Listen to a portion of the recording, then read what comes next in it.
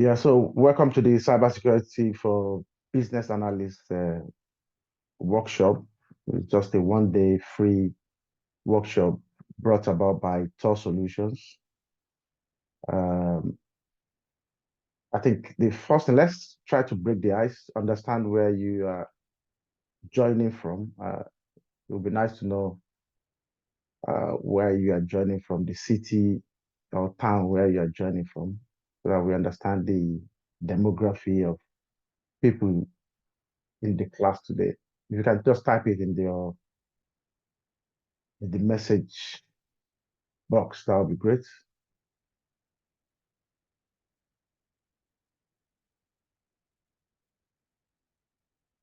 Yeah, Kent. I'm going to type my own as well.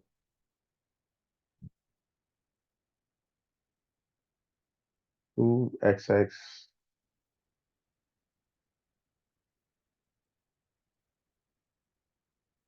Nigeria. What town in Nigeria?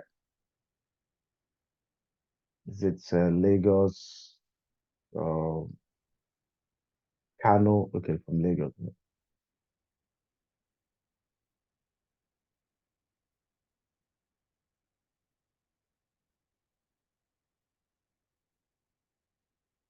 Oh, we got someone from Netherlands, The Hague.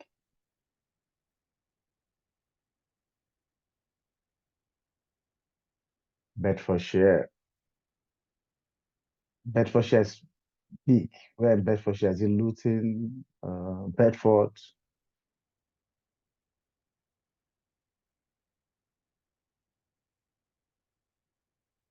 Dunstable,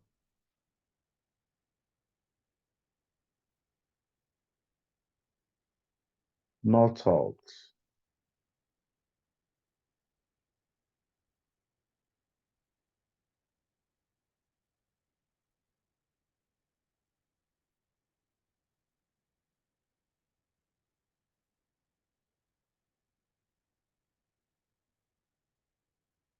All right, I think we can kickstart and allow others to join.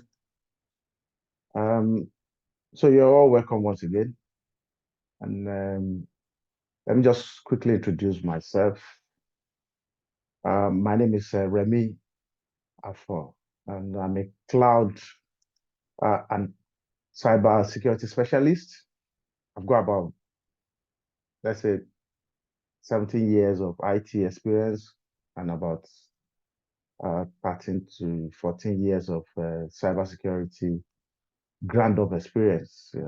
And yeah, specialized in so many areas of cybersecurity, most recently artificial intelligence for cybersecurity from University of Oxford.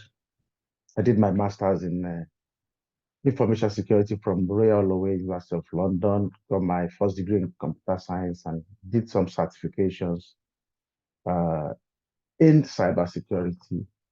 Um, and then for the past 7 years, I've been training cybersecurity and decided to upgrade the curriculum as well to include some other people in some other fields because there's a lot of demand now for cybersecurity business analysts, and that's what brought about the purpose and the objective of this class. So, talking about the cybersecurity for business analysts, if you do a quick search on the job uh, sites forum, and I believe you can see my screen. I just did a search. What I searched for was cybersecurity business analyst, you know, in JobServe and see what came about. And you can see that we're now having a lot of requirements for cybersecurity business analysts. You can see business analyst, IAM cybersecurity. That was just posted on Tuesday. Security business analysts, IAM business analysts, and business analysts that require cybersecurity knowledge, and so on and so forth. So it's becoming popular now. It's not just being a business analyst, but organizations are looking for people that have cybersecurity knowledge as well.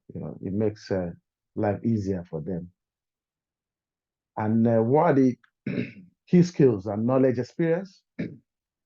Um, you must have a proven experience as a business analyst on cybersecurity driven projects, good understanding of cybersecurity principles, and obviously strong experience in documenting process flow and process map, which is quite common in your day-to-day task. And I'm assuming that majority of people joining now are business analysts anyway. That's just the assumption. And what are the key responsibilities? Uh, you have to participate in stakeholders and vendor discussions relating to cybersecurity initiatives, and there are dozens of cybersecurity initiatives which we're going to go through today, and also elicit and document business requirements around cybersecurity. So it's quite key to have that knowledge so that you'll be able to kind of understand and contribute constructively when you are doing your business analysis role. You're going to create a comprehensive process diagram, documents based on cybersecurity, IT stakeholders input. Because, sometimes when you're engaging stakeholders, you'll be hearing a lot of jargons, cybersecurity, IT jargon. So it's good to be able to quickly understand and comprehend what they're talking about rather than you asking questions after questions and generate supporting document based on projects stakeholders feedback. So there are so many contributions that cybersecurity BA needs to make to the organization. And that's why organizations are pushing now especially when they have cybersecurity related projects, to engage someone that understands cybersecurity concepts. So today, and there's a quick disclaimer because, to be honest, we can't learn everything today. I'm not promising that by the end of today you become experts in terms of cybersecurity business analysts. But obviously, it's going to open your eyes and give you some foundational knowledge in terms of uh, cybersecurity business analyst role. So the it's just to equip business analysts with the foundational knowledge necessary to understand how to contribute to cybersecurity initiatives within organizations.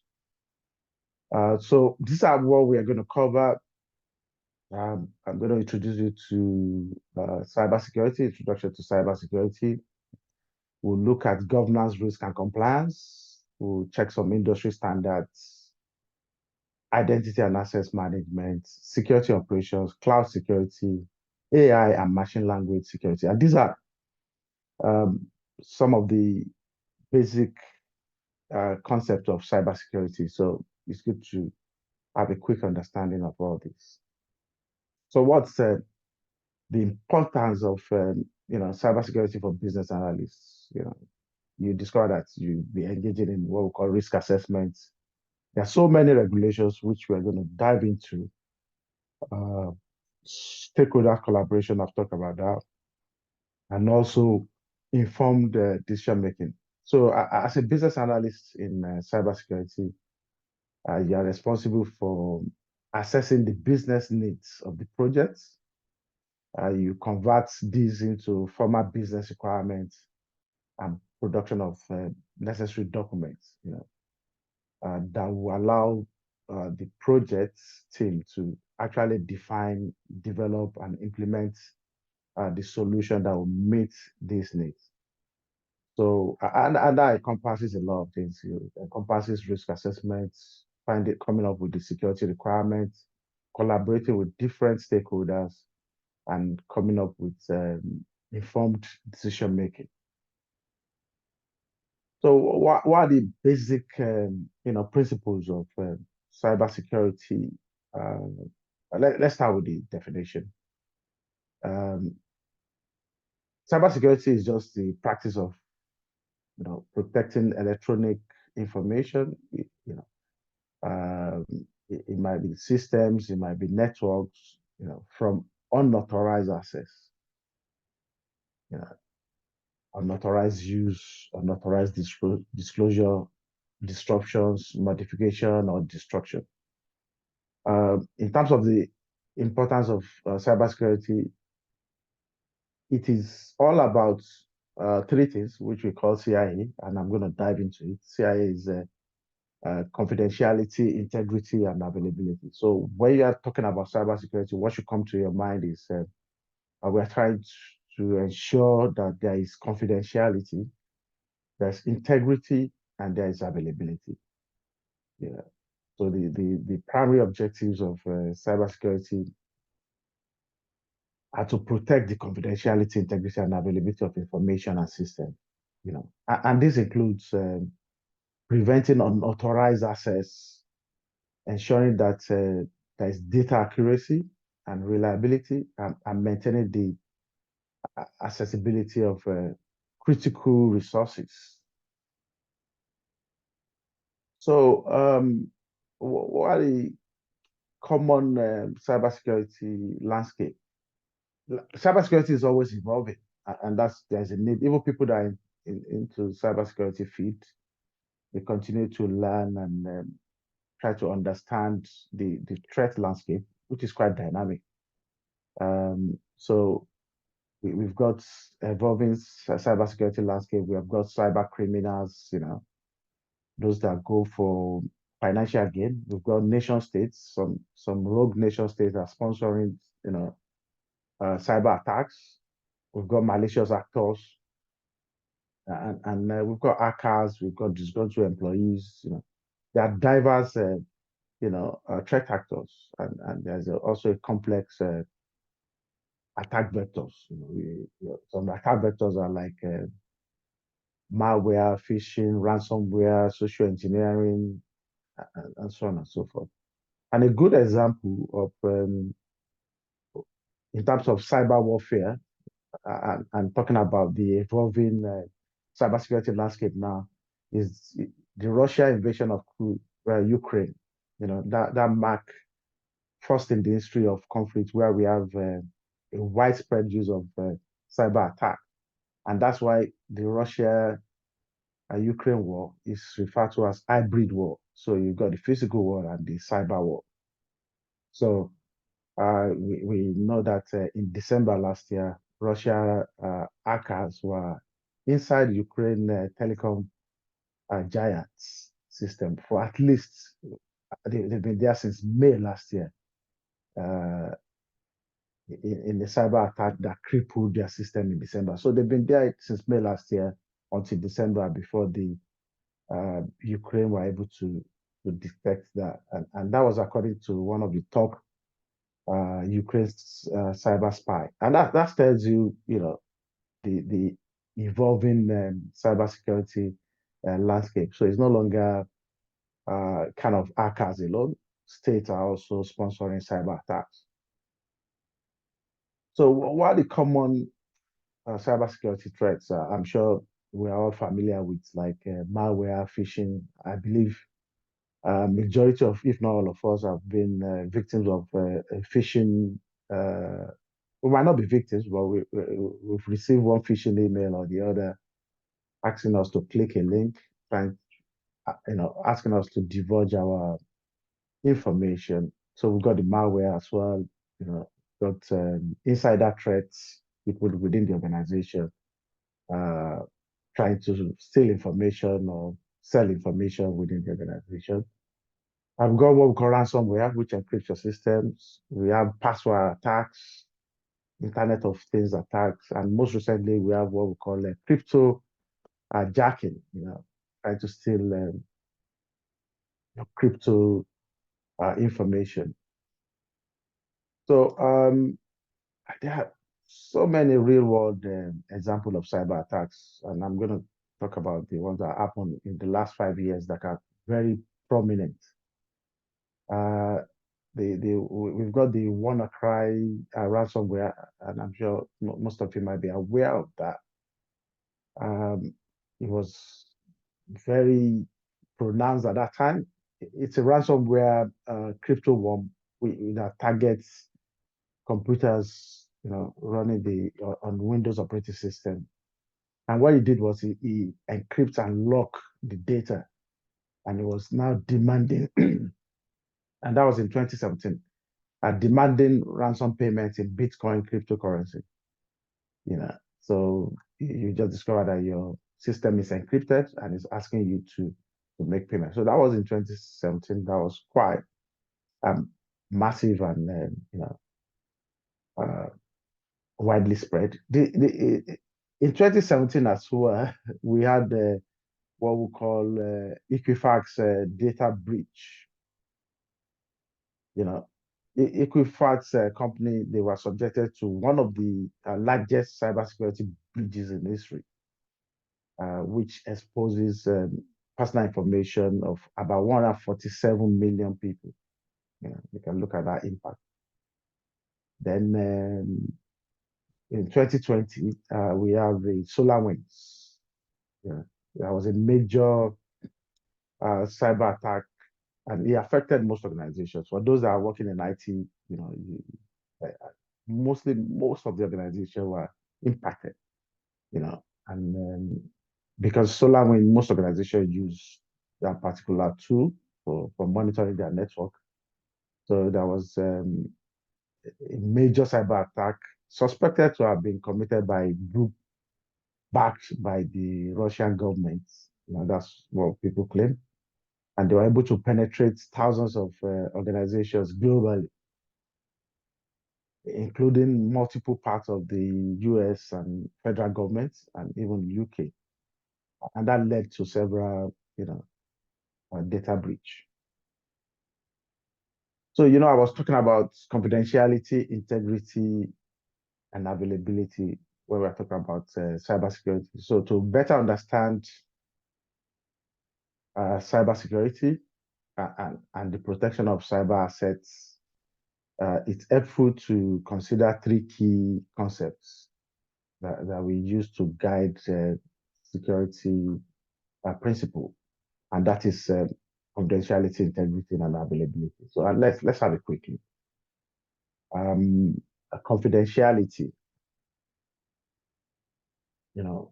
Confidentiality is just the protection of information from unauthorized disclosure. You want to protect your information from unauthorized disclosure. And that's why, we protect a lot of data to ensure that people don't have unauthorized access to it. For example, you won't want someone to have access to, when you go and visit your GP, they discuss the medical condition, you won't expect that to be made public, and everybody knows about your medical condition. That is a confidential and sensitive information. Also, your bank account details in terms of your card details, because if hackers are able to get that, obviously they will be able to use your card to make purchases, whether Visa card, MasterCard. So whoever is responsible for keeping those information must ensure that there's confidentiality of those information. So what's the impact and potential consequences? Loss of confidentiality can result in, disclosure of information that is protected by privacy law. We all hear about GDPR and on and so forth, but we're going to go into details of that later. Loss of public confidence. You heard about the Equifax I just mentioned. The cyber attacks that exposed a lot of information about millions of people. Loss of confidential competitive advantage, because when you hear, okay, this company suffered cyber attack, you think twice before you do business with it. And most of these days, that there's always interconnectivity organizations. Then people can even have a legal action against the organization.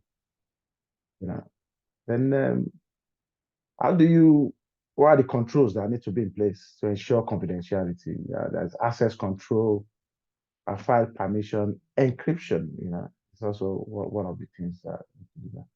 So that's confidentiality, ensuring that the information is not exposed to those that don't need to know about it. Then we have integrity. Integrity is just about ensuring that there is accuracy of your data and the completeness of your information, uh, and you try to protect it from being tampered with.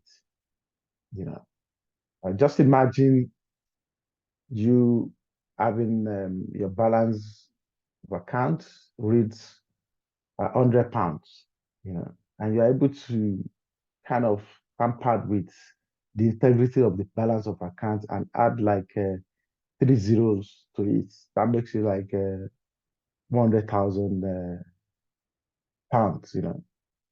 Wouldn't that be fantastic? So organizations need to make sure and ensure that it's impossible to or difficult, not as impossible, but difficult for somebody to be able to tamper with the integrity of data. And if there's a loss of integrity, and if attackers are coming, they're looking at either compromising the confidentiality, integrity, or availability. So if there's a loss of integrity, then the data becomes inaccurate, it becomes erroneous decision, and it can be even fraud. So what are the controls that we need to put in place? There must access control too is quite key. You can see that the role of access control now. And you discover that most roles now these days in terms of business analysts, they talk about IAM, identity and access management, but we'll still go into details of that. So then we have what we call logging, logs, logs, you have to keep logs of what's happening, people that have access so that if there's any incident, you'll be able to go back to and trace what really happened. And there's what we call digital signature. Digital signature is just a mathematical protocol, uses what we call cryptographic techniques to verify authenticity and integrity of digital messages or documents. Just look at it as, somebody having like a physical autograph or physical signature or a stamp seal, you know, that you have on the document. Then we have ashes as well. Is ash is what we call ash function. It takes an input and returns what we call ash value, which is called a message digest. And each documents or data have a unique hash value. So when people make changes to a document, you know that, okay, someone has tampered with it because the hash value has changed. So that's what we normally use hashes for. And I'm sure you'll be hearing about encryption. Encryption. What's encryption about? Encryption is just encoding and decoding, to make information unreadable. So that when you are transmitting it or you are storing it becomes unreadable. And how do you make it unreadable? You apply some cryptographic method on it, which can be like cryptographic algorithm and key, to make it unreadable so that cyber criminals will not be able to have access to it. And then we have availability. So it's not about ensuring confidentiality or integrity of data or network. Availability is also key. You want to make sure that your system is available all the time. Imagine organizations that, like a flight booking website or a airline that you can book, flights or a hotel that you want to book, most especially flights that are quite common, their websites. Imagine if it's not available for like half a day, you know how much they're going to lose.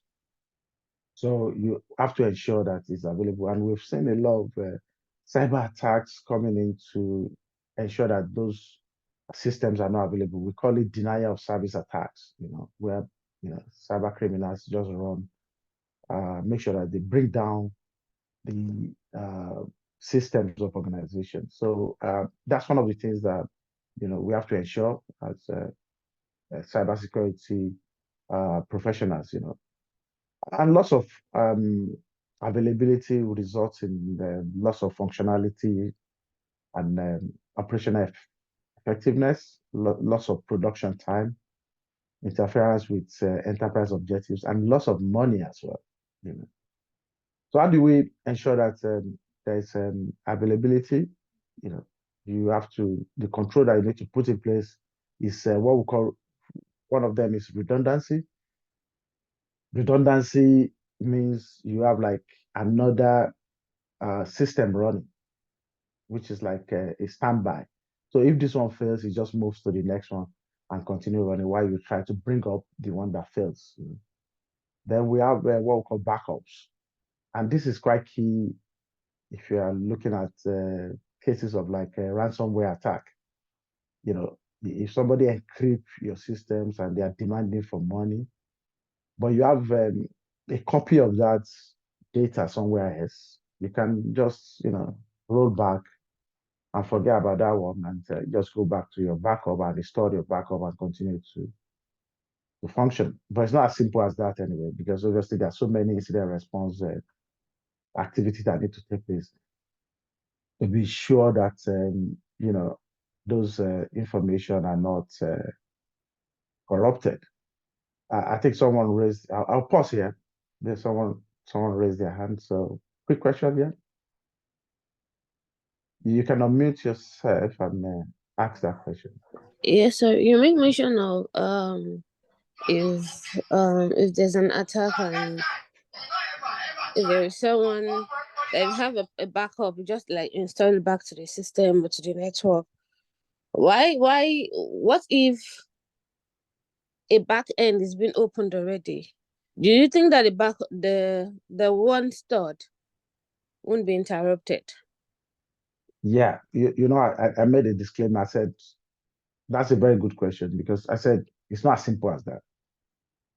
So as part of your incident response process, you have to ensure that the backup is not also corrupted and the backup has not been attacked as well. And so, and also you make sure that what really caused that attack to take place has been eliminated from the system, before you now, go back and say, okay, you want to back up. So as part of the incident response process, you have to ensure that you establish what really caused that, ensure that the backup is not corrupted before you now go ahead and restore your backup. And that's always, it happens when there's a ransomware attack. Mostly, you have the option of paying the ransomware, and we've seen organizations that pay ransomware fee when cyber criminals ask for a certain amount in cryptocurrency, and you see organizations just pay. But government normally advises against paying cyber criminals. But we've seen organizations that have paid rather than maybe they don't have backup and they're really life. But why are you sure that even if you pay the cyber criminals, they're going to give you the key to decrypt those information? So I hope that answers your question.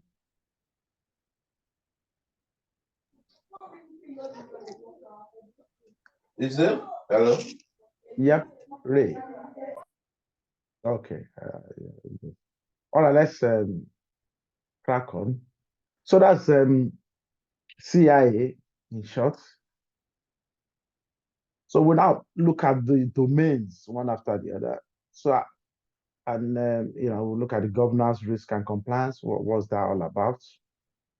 So, but while I have a quick kind of pool that I want to ask a quick question just to gauge your knowledge of compliance really, and that is let me launch this question. So, which compliance? I believe you can see it. So I just want you to pick.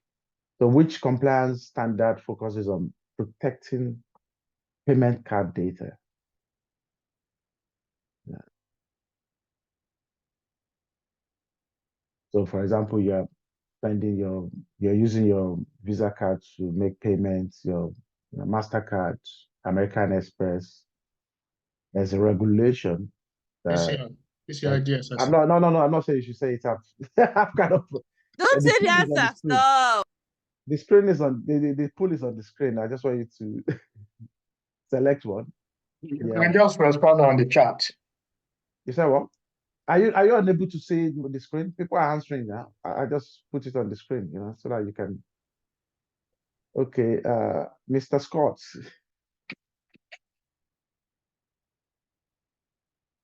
Yeah, okay. So yeah. So yeah. So just okay.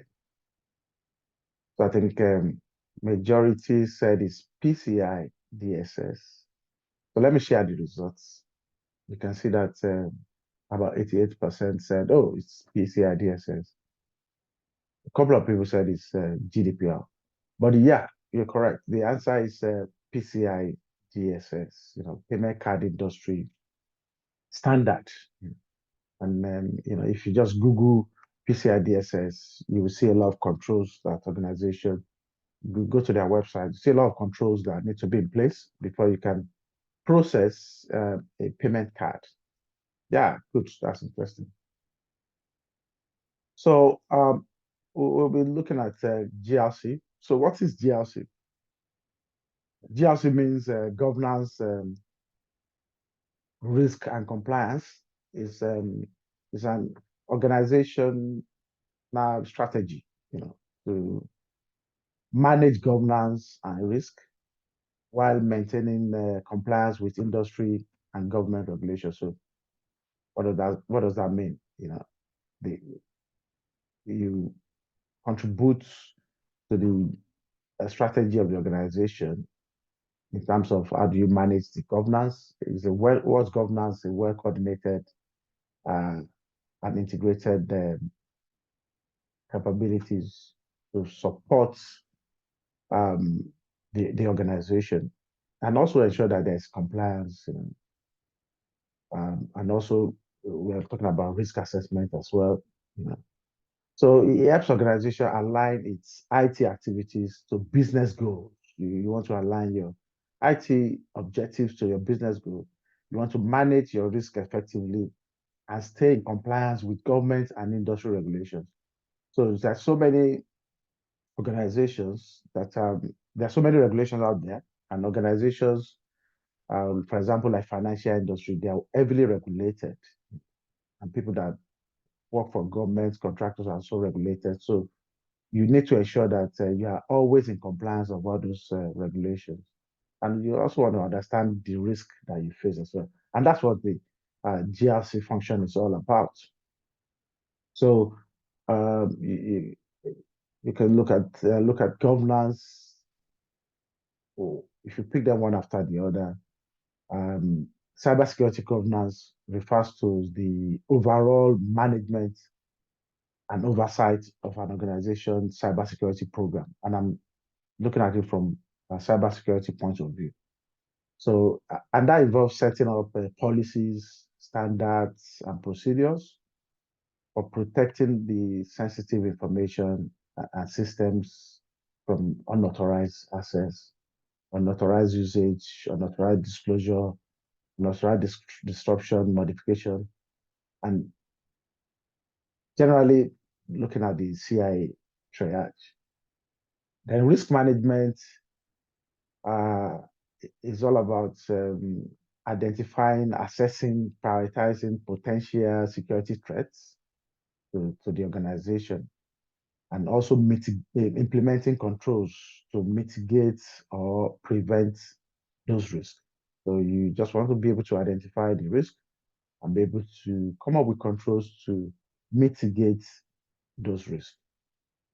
Then compliance, like I mentioned earlier, there are so many regulations out there. So cybersecurity compliance refers to just ensuring that you adhere to set of rules and regulations that are related to protecting sensitive information and systems from unauthorized access as well, authorized usage, disclosure, modification, and so on and so forth.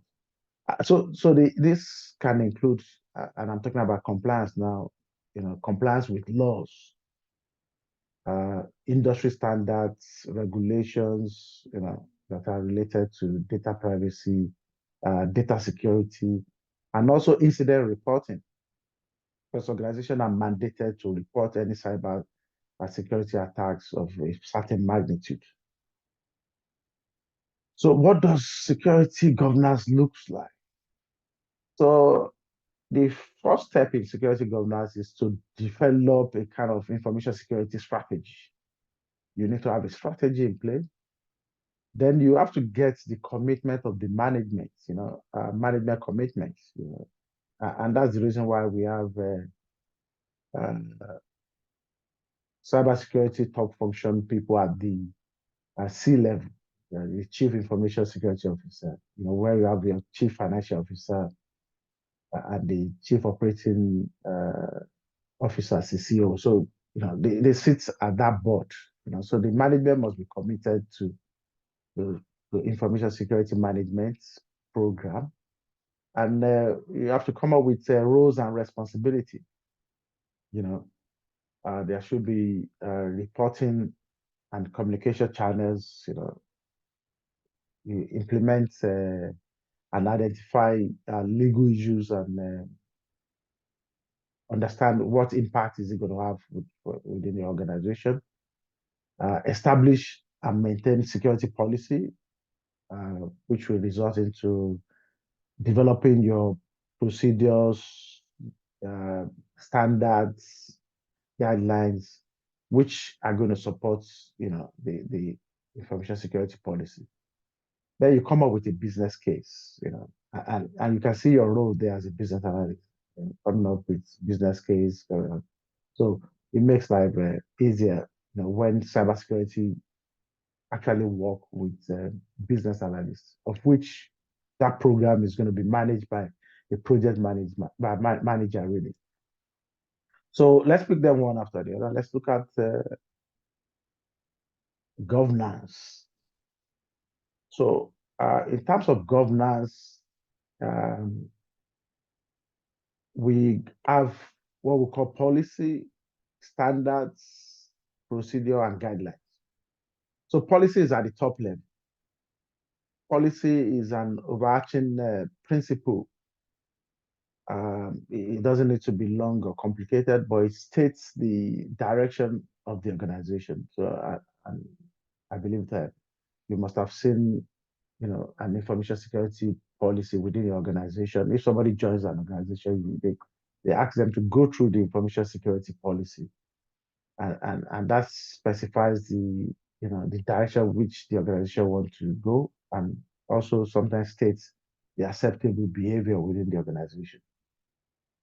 And standard is a little bit lower compared to policy. It's more high level document. It outlines some kind of minimum requirements which must be met, within the organization. And sometimes it's specific to technology.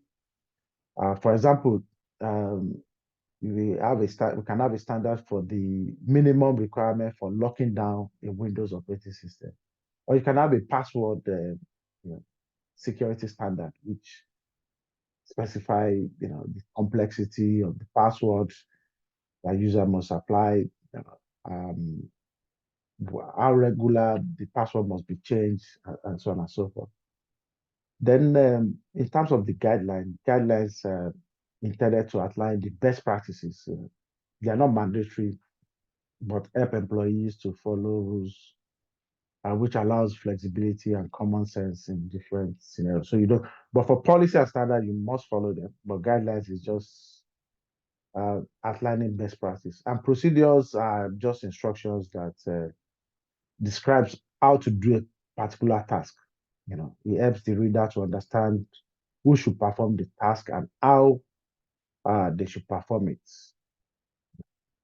For example, when someone needs to turn off a critical server, they can reference a procedural document so that they can safely do so without impacting the organization.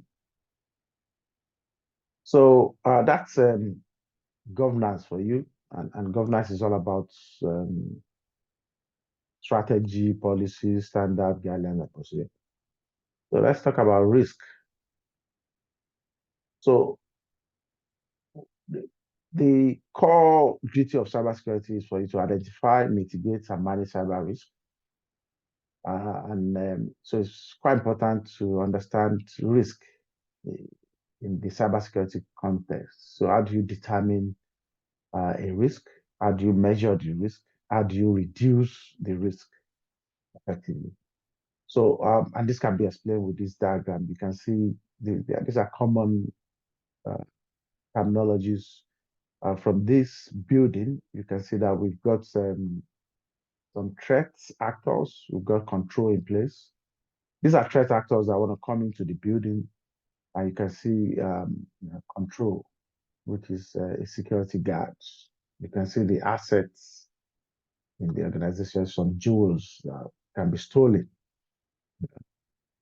And then you can see vulnerability,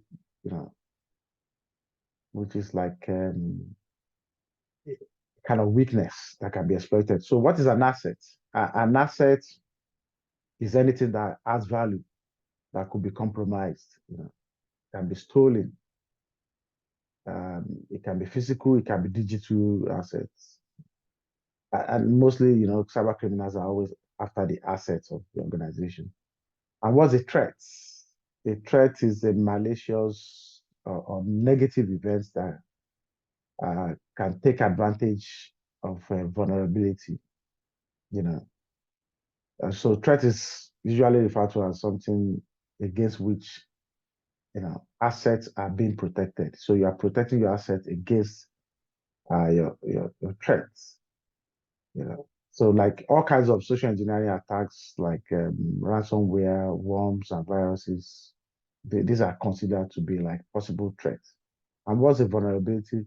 Vulnerability is just a weakness, it's a flaw, error, or gap in security environment.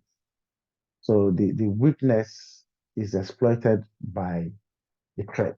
So exploits is just taking advantage of the weakness, by a threat actor. And what is attack? And you can see the attacker going to the jewels. Attack is a malicious or deliberate attempt by individual organization to breach the information system of another organization. So talking about this, we need to have controls in place. You can see that security guard there as a control. So cybersecurity controls are just a mechanism that you use to prevent or detect or mitigate cyber threats. So that just explains those terminologies for you. And this is just another diagram showing your controls, threats, attack, exploits, and the asset and vulnerability, which are weaknesses. So we normally talk about risk equation. So when you are doing your risk assessment, what are the things that you need to understand? You need to understand your threats, which I've explained. You need to understand the vulnerability, and what are the consequences? What is going to be the impact? There going to be any technical impact or business impact?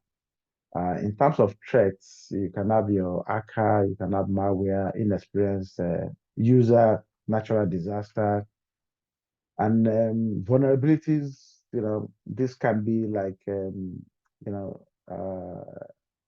missing data encryption, lack of encryption, which I did mention what encryption is all about. Maybe lack of security cameras as well, if it's a physical one. Locked doors at business, unrestricted uploads of files, websites without SSL, weak passwords, they cannot be vulnerability that all these hackers, can exploit. So, and when they exploit it, there might be some kind of consequences. It can result into some business or technical impact to disrupt your business, or have a kind of impact like angry customers, damaged customer relationship, loss of shareholders' confidence, and so on and so forth. So this is what you need to work on to say, okay, for this particular asset, what are the threats? What are the vulnerabilities and what are the consequences? And you'll be able to come up with your risk equation, calculate it, and come up with the results. So In the risk management process, we have, the risk identification, risk assessments, risk mitigation, risk monitoring, and risk reporting.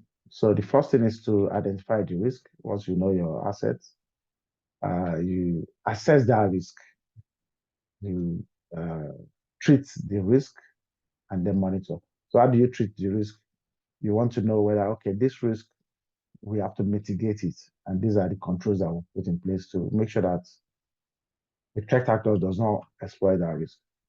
Or you say, okay, we accept that risk because there's nothing we can do about it. Well, we know about this risk, but we're accepting the risk for now. Or you transfer the risk, you transfer the risk to a third party, maybe like insurance company, so that if anything happens, they are the one that will manage it. Or you avoid that risk. How do you avoid the risk? You avoid the risk by not, for example, getting involved in that kind of business or that process, or not implementing that a process that you want to implement. That's avoiding risk. But you cannot. What you cannot do is you cannot ignore a risk. So that's risk management. So we've talked about the governance, we've talked about risk. So let's talk about compliance. Cybersecurity compliance is just about ensuring that the organization adheres to industry regulations. You can see the standards, the policies, the law and rules, that is related to information security and data privacy. So that's what just compliance is all about.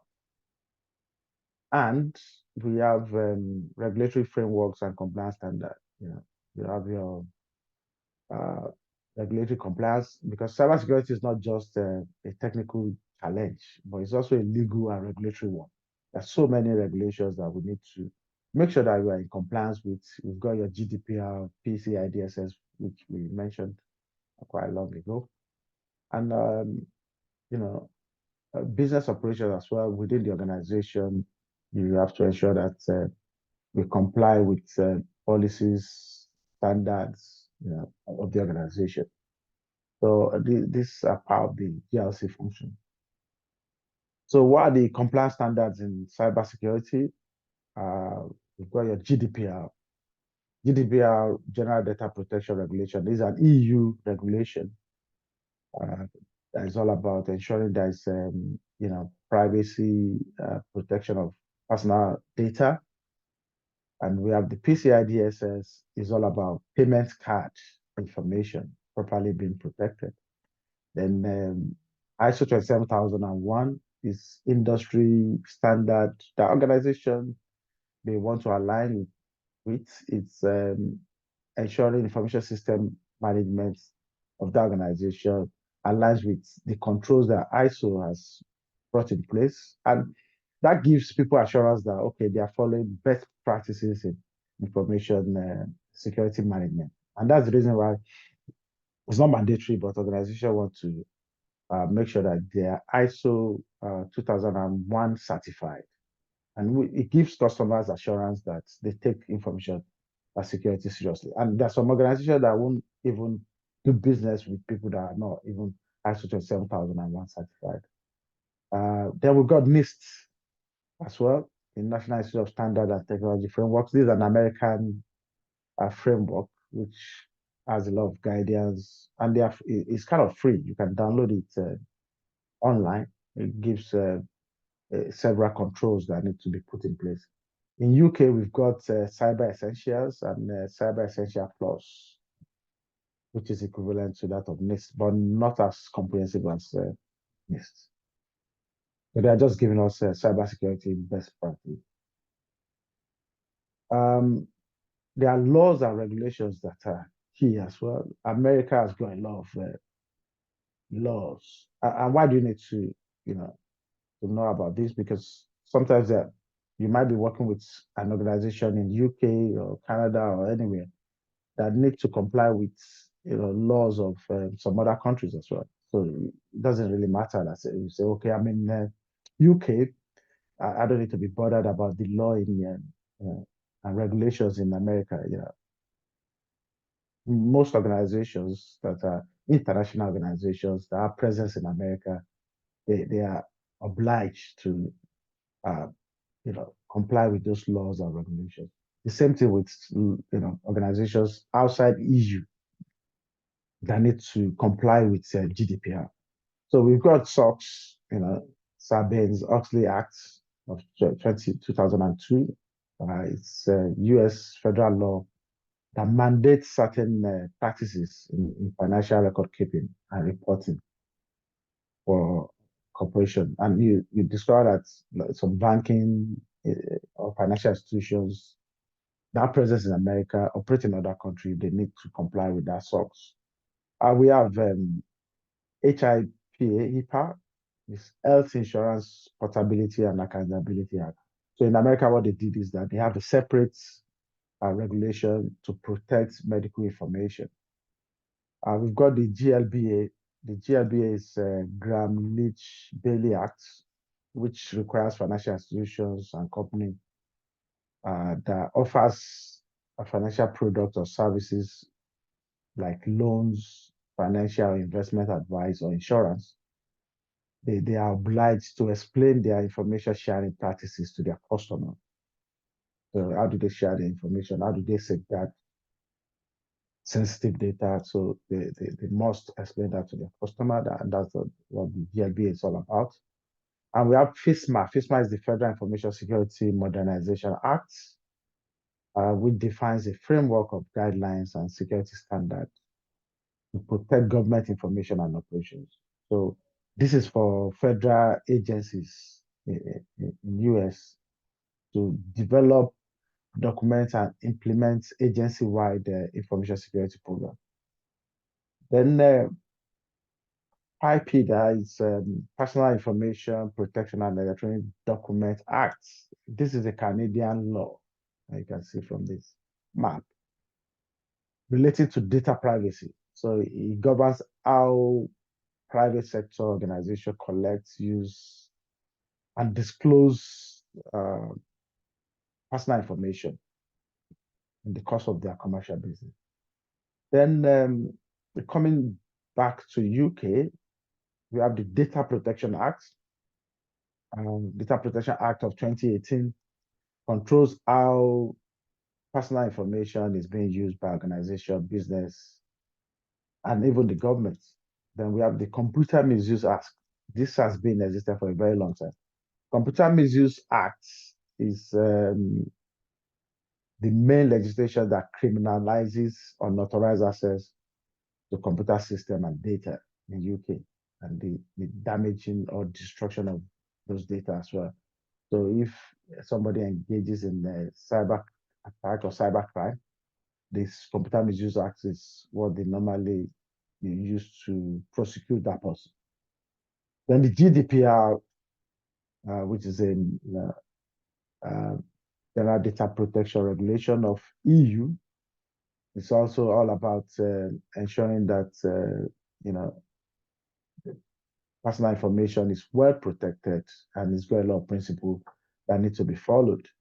Then we've got the PCI DSS, the Payment Card Industry Data Security Standard, which is a standard that is designed to reduce payment card fraud by increasing the security controls around the cardholder data. So these are laws and regulations that we need to familiarize ourselves with as a business analyst in the cybersecurity space. So that's GLC. If there's any question, you can drop it on the chat. If not, we'll move on to another interesting domain in cybersecurity called security operations. Security operations is a little bit more. It's a technical area of cybersecurity. And but before we do that, I'll want to do a quick poll and see in terms of security operations. So So quickly, what's the primary objective of incident response? Incident response is part of security operations. So, so what's the objective of incident response?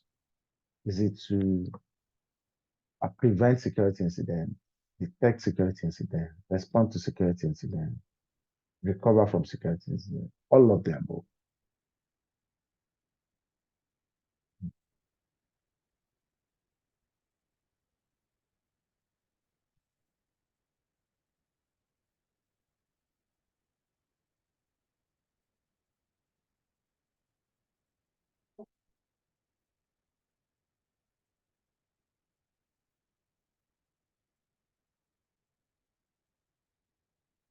Right. So yeah, we're still getting some response back. 75% participated, expecting others to share their opinion as well.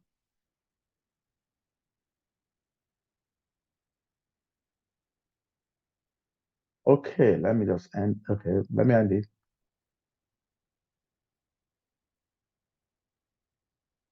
Probably we've got about 82% people responded. So let me end the poll and let's see what we've got. Okay. So this is a tricky one. Yeah, it's a tricky one because uh, all of the above, I would have said, but you know, responding to security incidents would be ideal.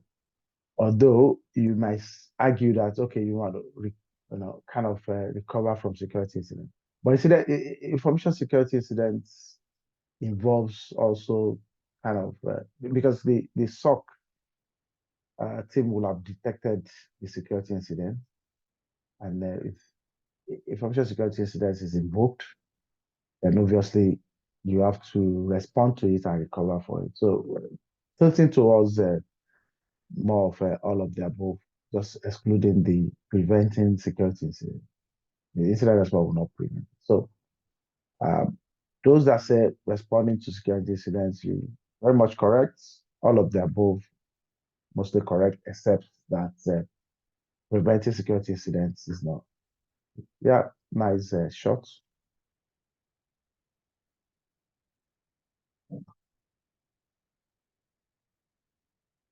Okay, so we'll deep dive into it. So defining security operations.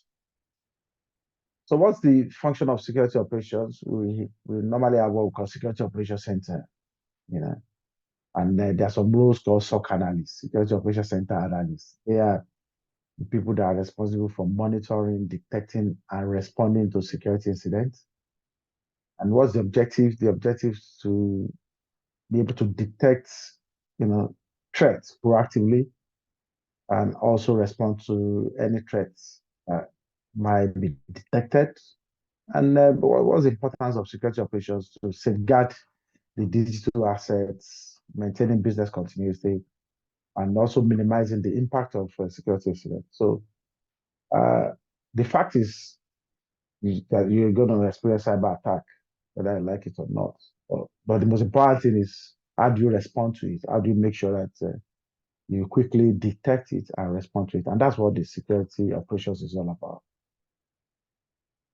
So incident response and management, that's another aspect of, you know, of security operations is you make sure that you prepare, you know, detect and analyze, you contain, eradicate, and recover.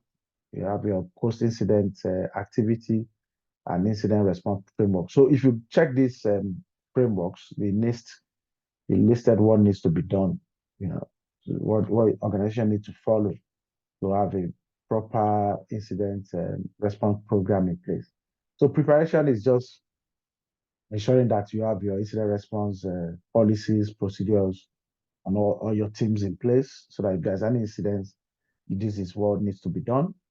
Then you make sure you have detective capability in place to monitor for security events, analyze indicators of compromise, IOCs.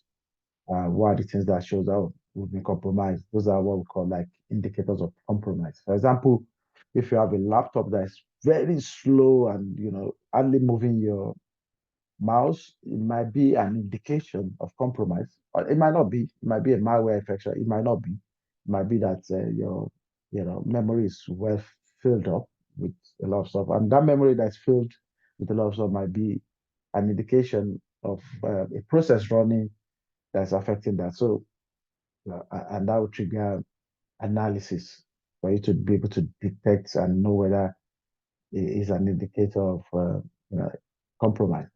Then we have to, once you detect and you know that there is a compromise in place, you have to make sure that you quickly contain that so that it doesn't spread to some other places. For example, if you have like a ransomware or malware attack, you quickly contain it by isolating that system and try to eradicate it and recover.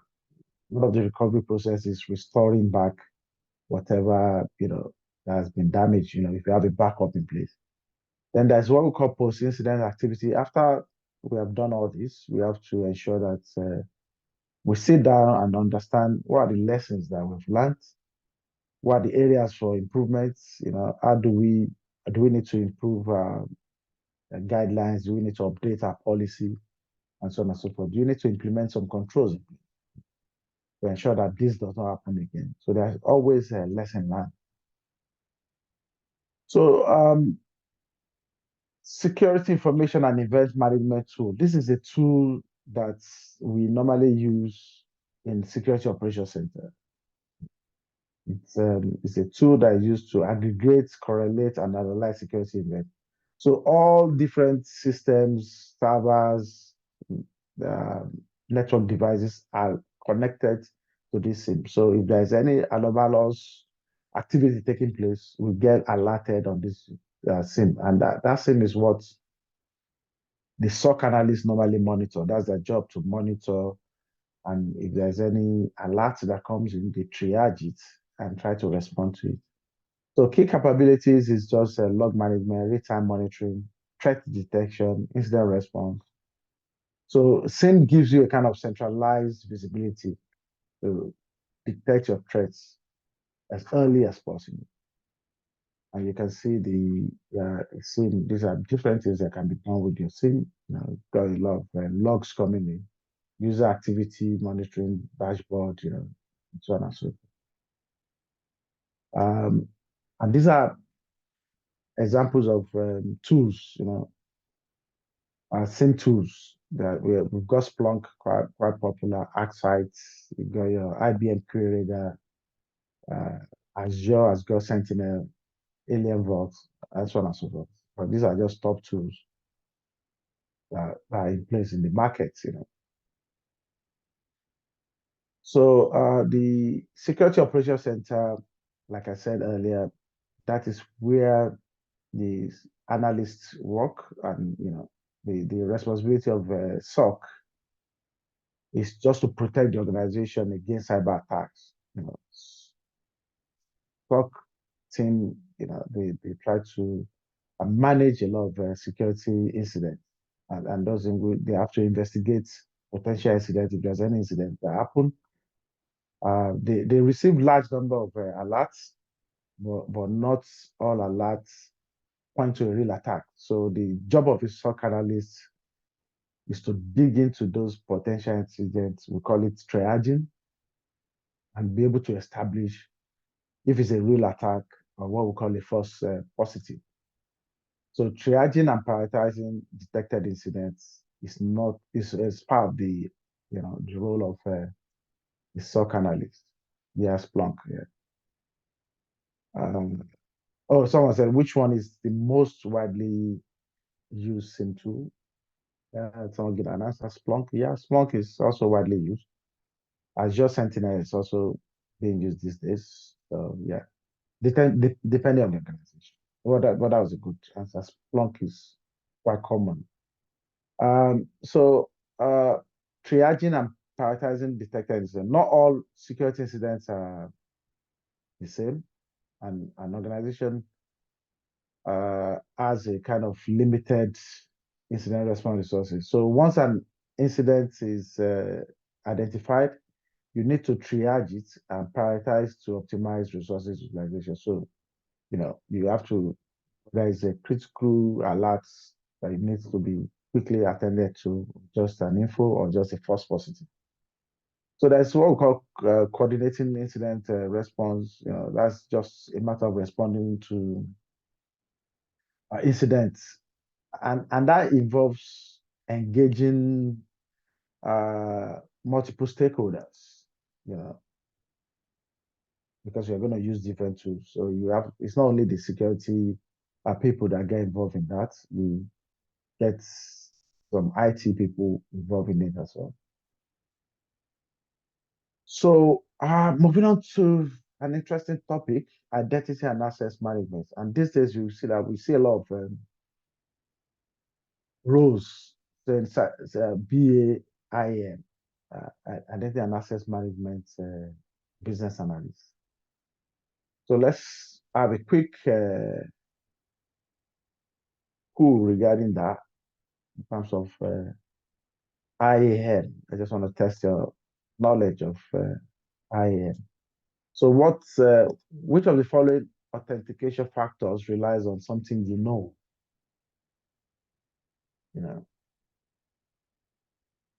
Is it your fingerprint? Is it a one-time password, facial recognition, or security token? This is part of identity and access management. So let's see.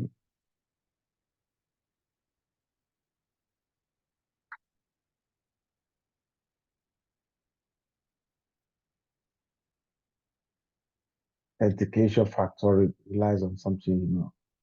We normally have,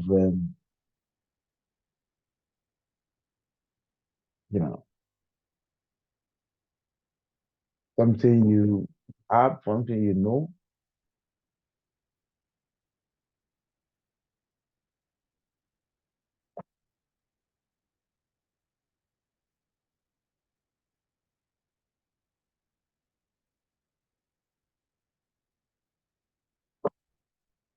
Hey,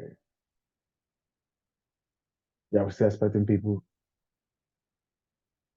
We're about 57% participated now.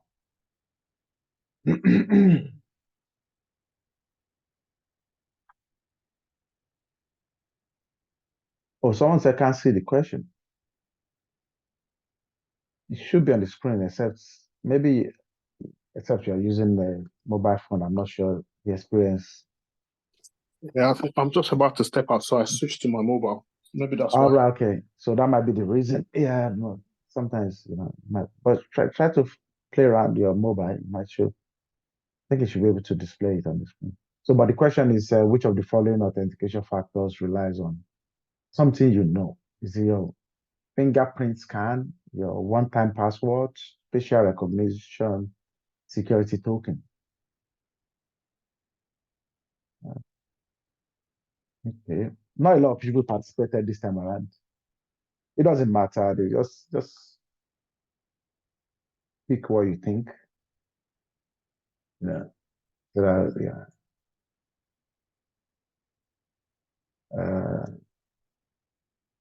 All right. So let me end the poll.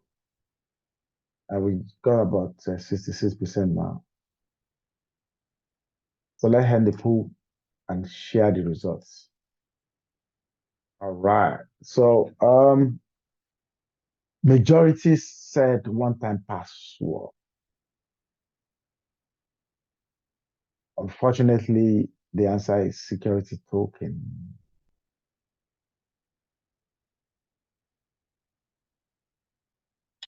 One-time password. Okay, talking about the security token now. So token. So I might agree with the one-time password. Yeah. Because security token can be a little bit confusing in the sense that it might be something you have as well. which will display some information about, give you a list of what you want. So yeah, tending towards one-time password. Or one-time password is one time. Your security token that might be a combination of some information that you have, you see. So if you look at it from security token point of view and said, okay, I've got this device that shows me, that displays the information, that's not what we are talking about, but we are talking about the information that you already know that is static. So like a password in its own is yeah, kind of what you know, but if it's one time password, it just get generated. So that can also mean a correct information. So it depends between the one-time password and security token, but it's definitely not a fingerprint scan. Fingerprint scan is what you have. That's your physical, attributes. Facial recognition is also your physical attribute. So definitely both are not correct. Anyway, thanks for participating. So let's have a quick short break now so that you can have a quick coffee or tea. So I'm going to pause now, except if anybody has any question so far. Any question? If not, we have like, let's say 10 minutes or 15 minutes break, less than 15 minutes. We'll be back at half 11. So uh, I'm going to pause now and we'll, we'll see you in 15 minutes time.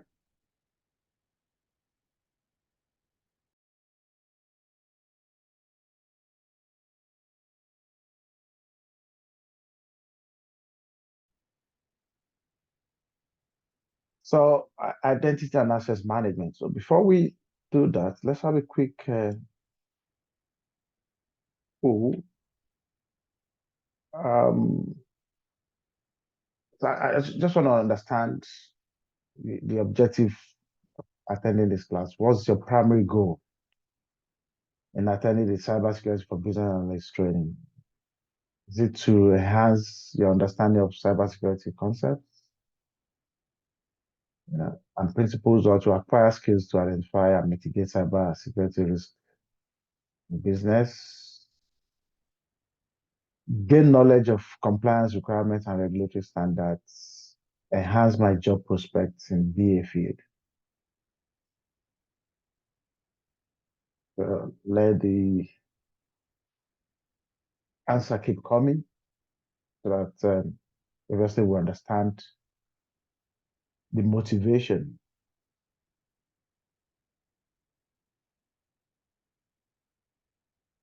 And we may have some people that might want to transition into cybersecurity fully.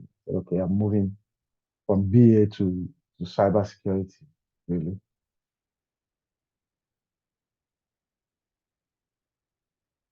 And we've seen people transition the other way as well. So, okay, from cybersecurity to BA. Yeah. The one I know that's common is you know, cybersecurity to project manager.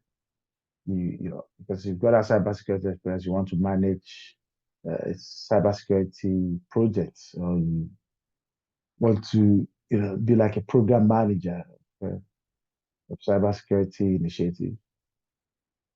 So yeah, we got a lot of response here. Interesting.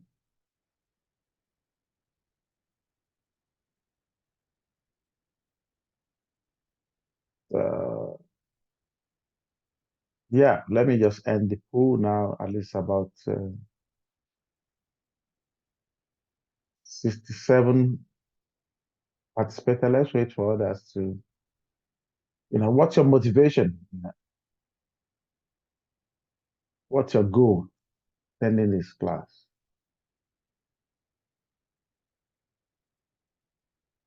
Yeah, let's end the pool, share the results. So majority want to enhance their job prospects in BA field.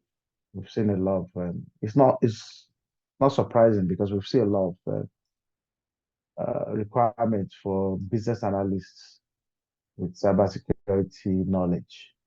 Then enhance my understanding of cybersecurity concepts and principles. That's the second one. And the third one is acquire skills to identify and mitigate cybersecurity risk in business process. Gain knowledge of compliance requirement and regulatory standards. Zero. Nobody uh, picked that. So yeah, it's interesting to know. So we'll jump back to our IAM, identity and access management.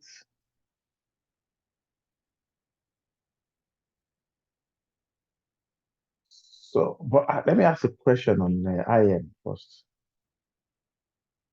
Uh, so I'm going to have another pool on IAM.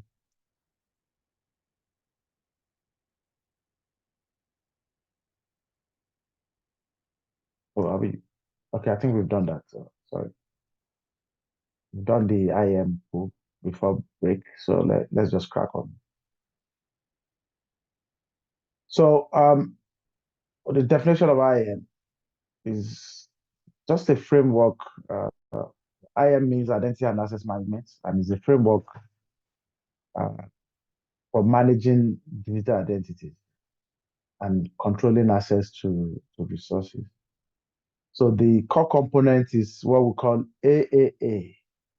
You know, AAA is authentication, authorization, and accountability, and we're going to define that in a minute.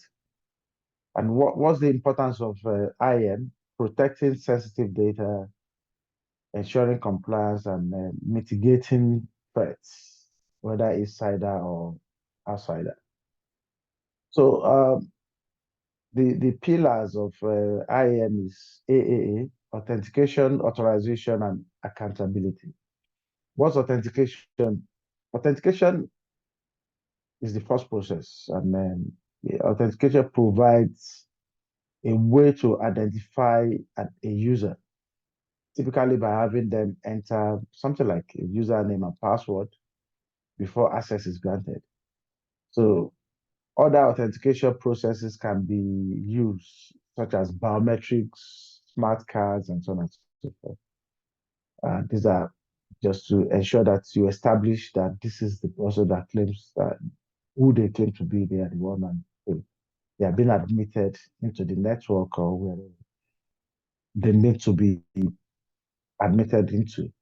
For example, for those that must have used, you know, the biometric authentication method to look at your when you get to the immigration border where you put in your um,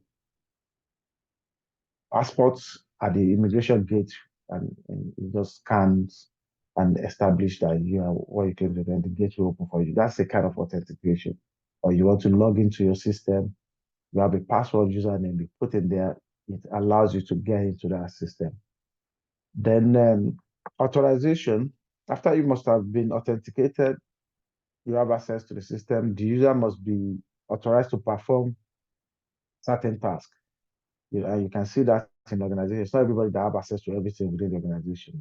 You must be granted access to those, must be authorized, you know, to be able to do those tasks. For example, if you are in HR department and someone else is in finance, if you're in HR, you just have access to files that are related to HR. So when you log into the system, you'll be able to be granted access to the folder for HR. And for people that are in finance, you'll be granted access to finance related folder. So someone in finance will not have access to the HR one. So that's what we mean by authorization. And they also give you access to what you can do within the network. As a just ordinary user, there's a limit to what you can do because you just have the basic ambitions. But somebody working in IT, they have sometimes have what the admin rights. They can install some software on your system, but you cannot do that because you are not authorized to do that. So that's what we call authorization. Then accountability, it kind of measures, the resources that is being consumed during your access. Well, are you? It's more like keeping a record of what's been done. Once you log in, what are the things that you are doing within the system? So accountability logs the session statistics, your information, authorization control. Sometimes it talks about billing as well, resources utilization, and or generally what you are being, what's being performed by a particular user once they log in. So that's what accountability is all about. So these three concepts are quite key in terms of identity and access management. So yeah, and let's go into details of some of the types. I mentioned types of authentication. We're talking about password based, and multi-factor authentication. Yeah, and that question I said, okay, multi-factor authentication, password is just what you know. You know your username, you know your password, you log in. But these days we know that that is not enough. There's a need to have another level because if someone steals your password, then they can gain access to your assets or resources. So or your accounts. So you need another level of security, and that's what we call multi-factor authentication. Some people call it two-factor authentication. So it can be what you have or who you are, apart from what you know.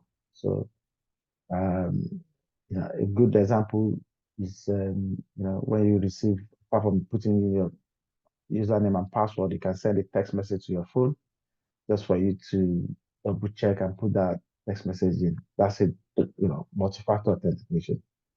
And if you have not done so with your social media accounts, a lot of takeovers of social media account now, it's very important for you to set the two-factor authentication of your social media account, like Facebook, your Instagram, your Twitter, and so on and so forth. Biometrics, like we are talking about, like, fingerprints, iris scan. These are, features that you have, your physical features. Those are the ones that we use for biometric. So these are different, types of authentication. Uh, Authentication factor, we are talking about something you know, something you have, and something you are. Something example like password, you know, something you have might be um, kind of information that you have. It might be a smart card that you just slot in to pay you access. And something you have, that's your biometric feature, your fingerprints, your iris scan. So that these are the authentication factors. So you need to have like two of these to have a strong authentication. It's not just something you know. It must be something you know plus something you have, or something you know plus something you have, something like that. So authorization is just allowing, granting access. And how do you grant access? You grant access based on rules. You have what we call outback, role-based access control, assigning permission based on user roles and responsibilities. And we have attributes uh, based access control, which have a granular access control based on the attributes of the user. Then we've got the accountability. I mentioned logging and auditing, whereby you keep record of what is happening within the system, monitoring user activities, tracking changes, and also maintaining audit trails. So, because if there's an incident, you'll be able to go back to that and understand what really happened. Then we have non-repudiation. Ensuring non-repudiation means keeping record to ensure that users cannot deny their action. And that can be handy when you are doing forensic investigation. So what are the identity and access management best practices? There's first one that comes up is the principle of least privilege. So you give people access to what is necessary for their roles and responsibility. Well, what's their role? What's their responsibility? You give them, grant them access based on their roles and responsibility. You don't give them more than what they need. You ensure there is a strong authentication mechanism in place, ensure there is a multi-factor authentication. There must be continuous monitoring and review, continuously monitor uh, access permissions, monitor user activities, update IAM policy as needed. From time to time, that in organizations that, when you see people in the particular department, they move from one department to another. You discover that when they don't have a proper movers process in place, what we call, joiners, movers, and leavers. But, you know, joiner, mover, and leavers means, when somebody joins the organization, you give them certain permissions, based on their role. They might spend like a year, 2 years, 3 years. They move from that role to another role. They are moving, moving from one role to another. They accumulate more permissions. Maybe I was in a finance department and I'm moving to HR, for example. I've got all the permissions in finance. I moved to HR, I've got all the permissions. Ideally, the permission needs to be reviewed, revoke all my permissions in uh, finance, and gain a new permission that been given to me to perform my role in HR. But you describe that some organization, they just keep accumulating, without having a proper process in place. Then leavers means when someone leaves an organization, then obviously you revoke their permission. So it's quite key to ensure that all these are in place. You don't want someone to still have access to your network when they have left the organization. So identity governance and administration, managing the users, provisioning them, that means granting them access, and deprovisioning them, removing the access, like I just mentioned, and also access certification. From time to time, you want to know whether they still need this access that they have. So you review the access granted. And how do you do that? You can automate that process, run a script, get to know as those permissions that they have they used it really for the past 1 year? I described that no, for the past 6 months, did not. So then you revoke that particular access. And we have a single sign-on. Single sign-on enables users to access multiple applications once you log into the system, rather than putting your username and password every time you have to access any application or system. Then you don't need to do that, because you just sign in just once and you gain access to everything that you need to have access to. It makes life easier, you know. So that with IAM. It's much more than that, but for the scope of this class, that's what we need to know. Then we'll move on to cloud security. Uh, Cloud security is a very interesting topic. And let me see whether I've got anything on cloud security. Yep, yeah. We can quickly have a look to gauge our knowledge. So which aspect of cloud security is of increasing concern due to growing adoption of cloud-based services and storage? These days, we've got a lot of organizations adopting cloud. So what's the major concern in terms of cloud security?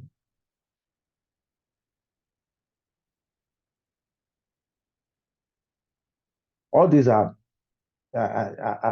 concerns, but which one is the major one? All these are major concerns except one. They are concerned, but which one is the major one? Yeah,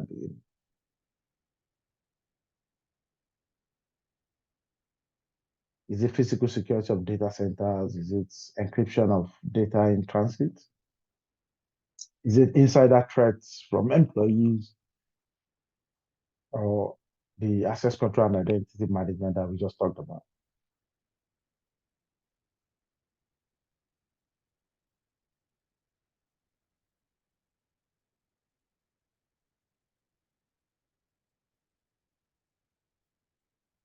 Okay, let me somebody pop in. Okay, I got failed to submit. Now you can try.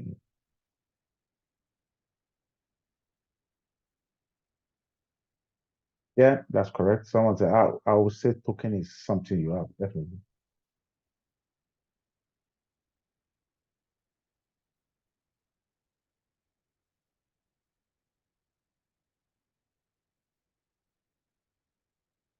%62%.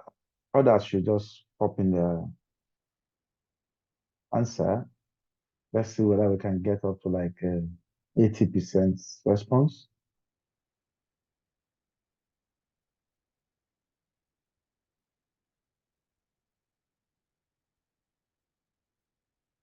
Mm.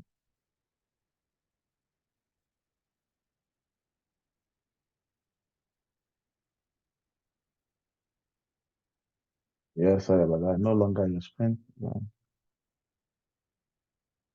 Okay.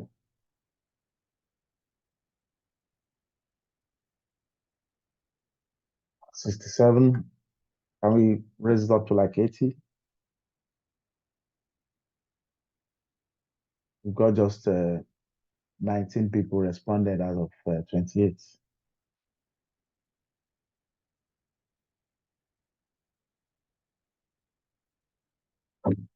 All right, so let me end it and share the results. So we've got so aspect of cloud security. So let me just start by saying all of these are correct except physical security of data centers. So, well, which one is of increasing concern? I would say, and I agree with those that said access control and identity management. Encryption of data in transit, most cloud providers have that by default, but you have to configure access control, and that is what is of major concern. Insider threats from employees also concern, but the correct answer is access control and identity management. But like I said, encryption of data in transit, insider threats, access control and identity management, they are all correct, except for physical security of data centers, because data centers are being managed by the cloud providers, so they have less concern, it's not an issue. So yeah, cool. So let's crack on cloud security, quite an interesting topic. Cloud computing is just, on-demand access, availability, resource pooling. So you have, the cloud provider have everything in place for you. You just determine the level of, consumption that you want to have, and that has changed a lot of things from security point of view. In the past, some organizations are very reluctant to adopt cloud, but now there's a lot of cloud transformation programs taking place. And now organizations are even saying cloud first.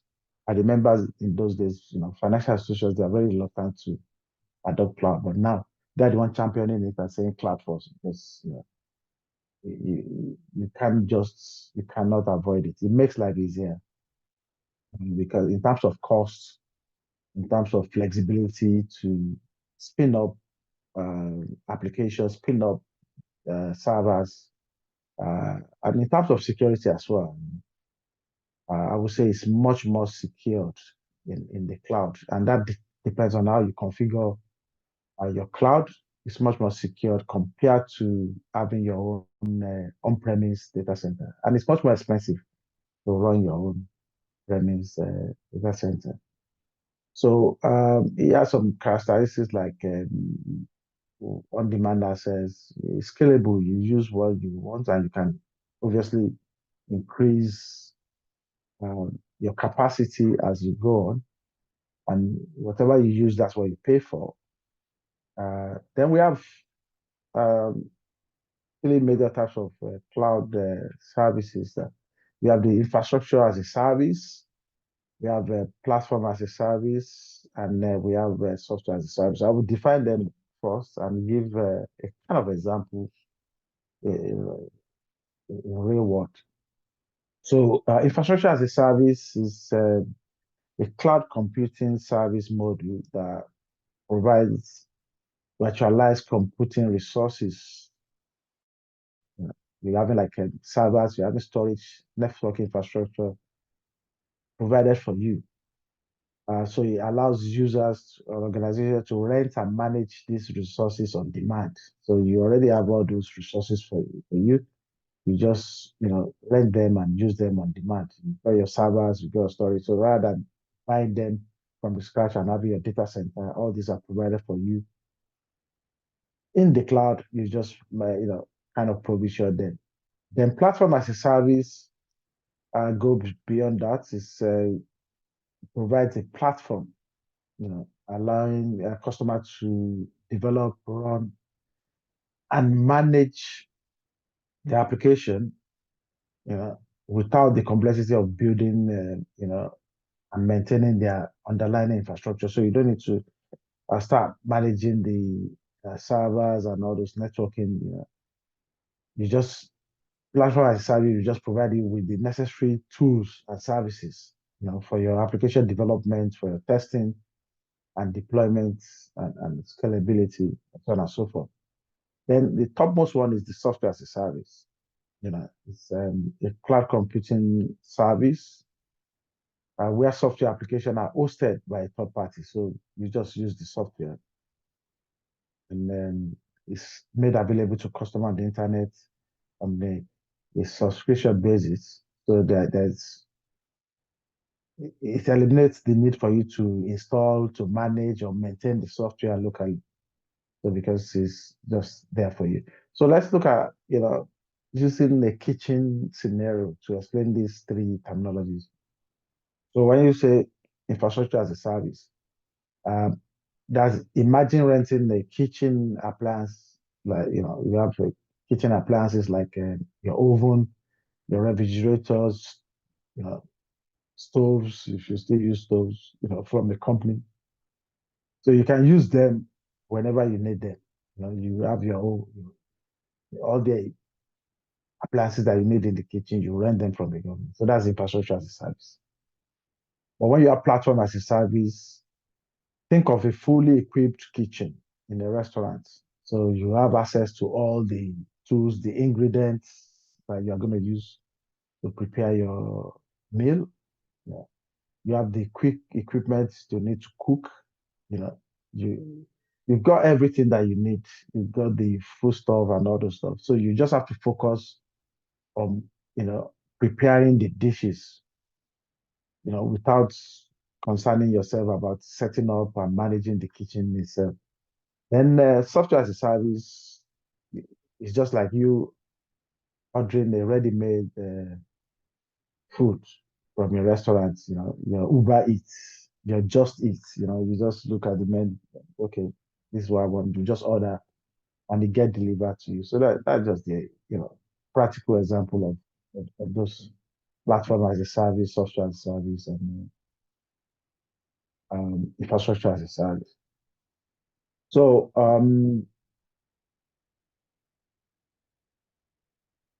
shared responsibility model. So depending on the kind of model that you pick, it will determine your responsibility and the responsibility of the cloud provider, the responsibility of your organization and the responsibility of the cloud provider. And that's what we call shared responsibility. So it's a collective responsibility. The cloud provider, ensures the security of the cloud, while the customers ensure the security in the cloud. So you have to ensure that the security in the cloud, when you are subscribing to the cloud, you make sure that all your configurations are secure, and those you provision to have access to your resources, that's your responsibility. So, and we've got the major cloud provider where you have AWS, Azure, Google Cloud. These are common examples of cloud providers that have got like shared responsibility. So in terms of securing the cloud infrastructure, we have some key challenges in cloud security, like data breaches, unauthorized access, and sensitive information. I mentioned that when we did that pool, that's the major one. Then compliance risk as well, because you are in the cloud, that doesn't mean you shouldn't be compliant to regulations like the GDPR or the PCI DSS. And what another issue that comes up is the misconfiguration, insecure cloud settings, allowing for vulnerabilities because you need to ensure that you properly configure your settings in the cloud. So if it's not properly done, then obviously it becomes vulnerable, which cyber criminals can exploit. Then the principles of cloud security, we've talked about CIA, so I don't need to touch much on that. It's the same CIA that we mentioned. Uh, then we have cloud security controls. These are just some of them. Encryption at rest, encryption in transit, and also access control, identity management, and so on and so forth. So securing cloud infrastructure, managing users access and permission, IAM is key. Network security, your segmentation, your firewalls, DDoS protection, like you can do in your enterprise uh, you know, kind of physical data center. The same thing is applicable in your cloud, and encryption also key. So let's uh, have a quick. I think I've shared that, but let me see what we've got in terms of pool. Maybe I've got another one regarding cloud security. Yeah, I've got another one. So, um, which cloud service module provides the highest level of control and responsibility for security of the cloud to cloud customer? I did mention that we have a shared responsibility between the cloud provider and the customer, but which one is the one that's, solely the security of that has to be by the um, cloud provider based on the explanation of you know,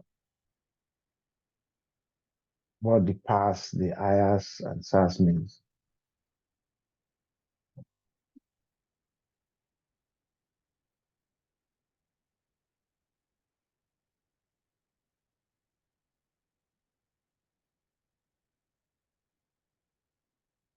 Yeah,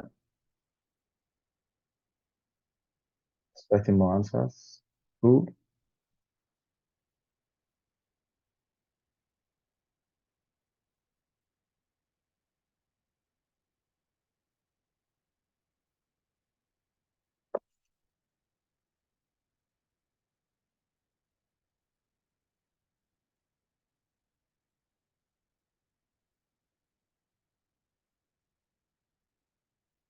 Highest level of control and responsibility for security to the cloud customer.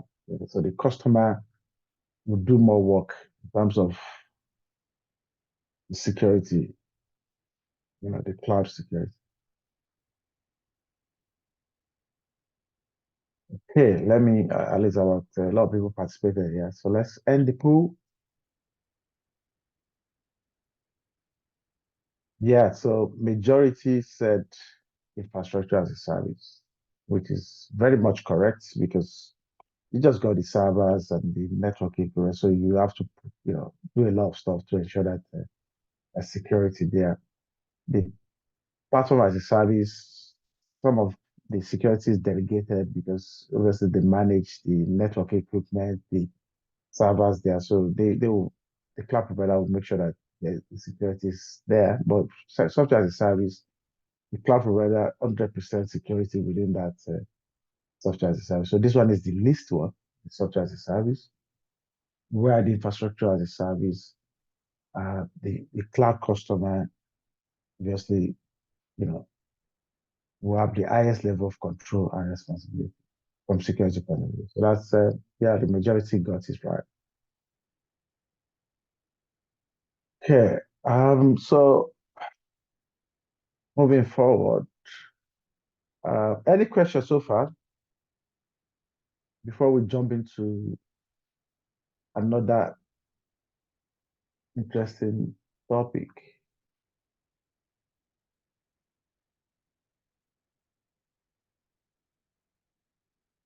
Okay, so if there's no question, before we move on to AI, machine learning, let's do a quick one. Someone has their hands up. Alima So, is trying. or is someone talking? Yes, Alima has her hand up. All right. Yes, Ooh. thank you. Okay, can you? Yeah. Yeah. Yeah, I wanted to ask, so in this training, I mean, if there are further sessions for training, are we mainly going to learn about IAM, or are we also going to learn about other aspects of cybersecurity or other type of project that BA should be or can be involved in? Okay, so that's a good question. I think at the end of this class, we'll be able to explain more. But obviously, it's not only IAM, it's going to be all these domain that we've talked about, and look at some real life, project as well to be able to go through. But at the end of the class, I'll be able to explain more about that and get someone on board also to throw more light on that. But it's not going to be just IAM. Okay, thank you. But also, are we saying that the main type of project that BAs are involved in are this type of project? These are the most popular cybersecurity related projects. Okay, thank you. So, which of the following roles is predicted to be significantly impacted by the advancement of AI technologies within the next 5 years? We are all afraid that AI will take over our roles. So, is it teachers? Is it doctors, taxi drivers, retail salesperson? I've seen a AI-driven Uber car, a kind of in a form of documentary. But yeah, but we're not there yet. But which we're seeing like a kind of high into. I want others to. It's just 51% participation. So let's keep coming.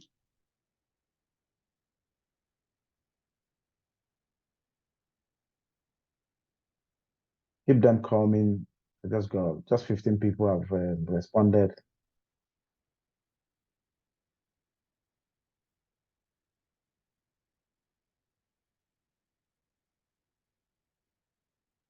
Mm.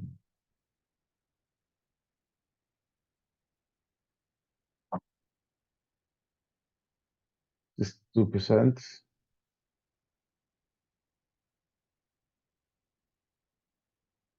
All right, so let me quickly have a look. I can't see the question. It's on the screen. Which of the following roles is predicted to be significantly impacted by the advancement of artificial intelligence technologies within the next 5 years? Teachers, doctors, taxi drivers, Okay, if you said, let me show you if you can, it's on the pool. Uh,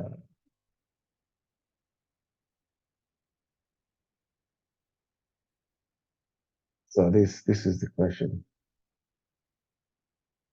All right, let me end the pool. At least we've got about 74%, which is a good number. Oh, and yeah, okay. And to share results. Okay, majority said retail salesperson. I want to know why. I would say doctors,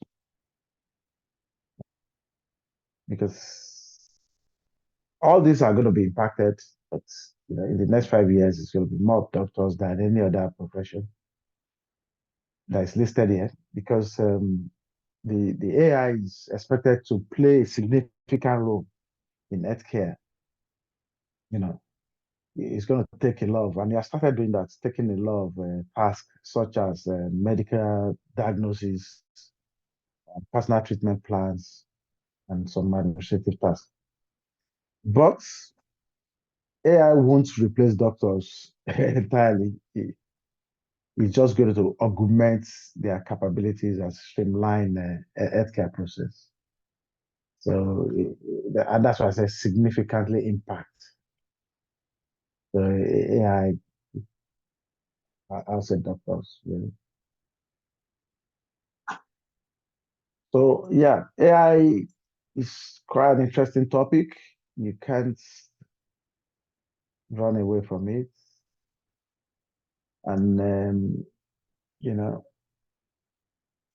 as more organizations are adopting AI, just like in the past when people are adopting cloud, a lot of people are now organizations are now adopting AI. So it's quite important to quickly uh, uh, understand the concepts and be able to, as a business analyst, be able to gather requirements for the adoption of AI. So artificial intelligence uh, is just a simulation of human intelligence. AI, artificial intelligence, machine learning, these are two very hot buzzwords right now. And sometimes people use them interchangeably, but they are not the same.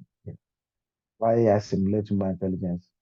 Machine learning is just a subset of AI, which is focused on learning on data. It's a field of study within artificial intelligence. Is just concerned with development and study of statistical algorithm, what they can learn from data and generalize to unseen data so that they'll be able to perform some tasks without explicit instruction. And that's what machine learning is all about. So application of AI and machine learning, there's so many areas. You have your natural language processing, you have your computer vision, you have your predictive analysis, and these days you have what we call this generative AI. I'm sure you must have used Chat GBT and so on and so forth.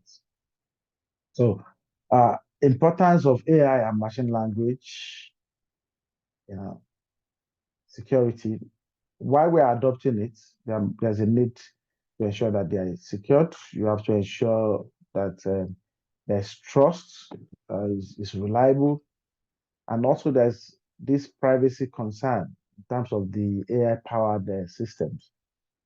So key security concerns and challenges for AI are data poisoning and adversary attacks. The attackers want to manipulate the data because we have what we call training data, the data that you train with the machine language to, so that they'll be able to come up with some outputs as expected. Attackers have started poisoning those data so that by the time you interrogate them, they give you wrong answers. And then, module vulnerabilities as well, weakness in machine language algorithm. Then, privacy concerns, some sensitive data can just be exposed unnecessarily. And we've got what we call the bias and fairness issue, where discriminatory outcomes. You train some data and you discover that the outcome that they give is kind of discriminatory. And I've got a couple of examples of bias as a result of trained data. For example, the US healthcare algorithm, you know, that was trained, he underestimated the healthcare needs of Black patients, because he didn't consider, there are different healthcare payment patterns. So what happened was that he gave them a lower kind of risk score, when being grouped with the white patients in terms of cost, and it did not qualify them for extra care as the white patients with similar needs. So, and why does this happen? Because Black patients are more likely to pay for active intervention like emergency hospital visits, even despite showing signs of uncontrollableness. So when they did the train the data, he underscored the requirement and the needs of the Black patients than the white one.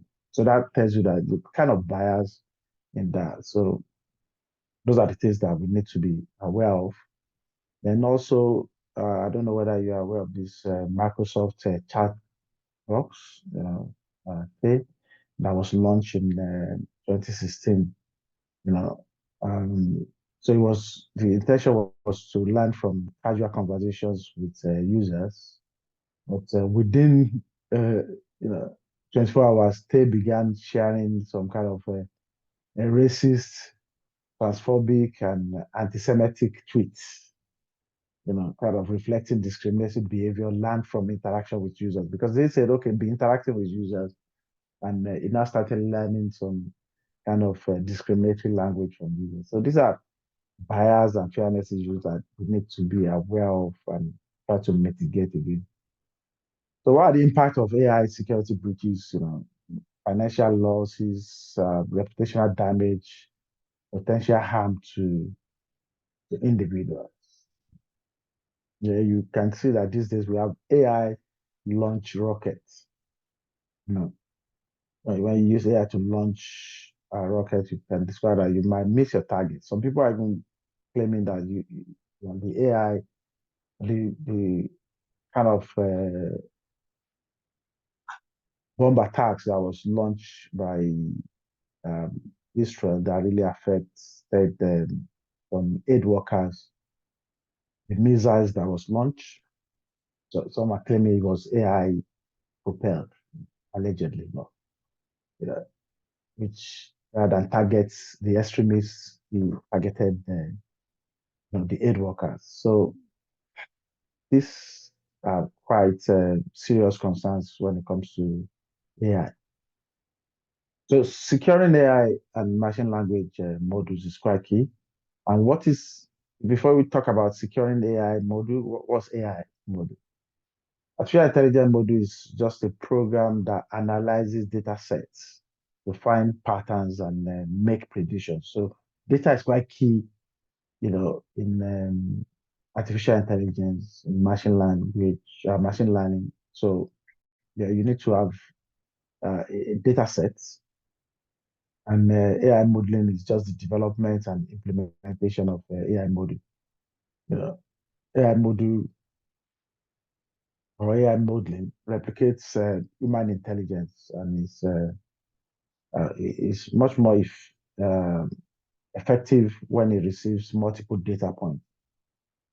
So, and modeling, the process of AI modeling involves modeling, training your data, and also inference. So, training your data, when you have a lot of data sets, you have to provide the AI model quality data sets. So the data has three processing phases. You train it, you validate it, and you test it. Your model evaluation and testing, and before you now deploy it.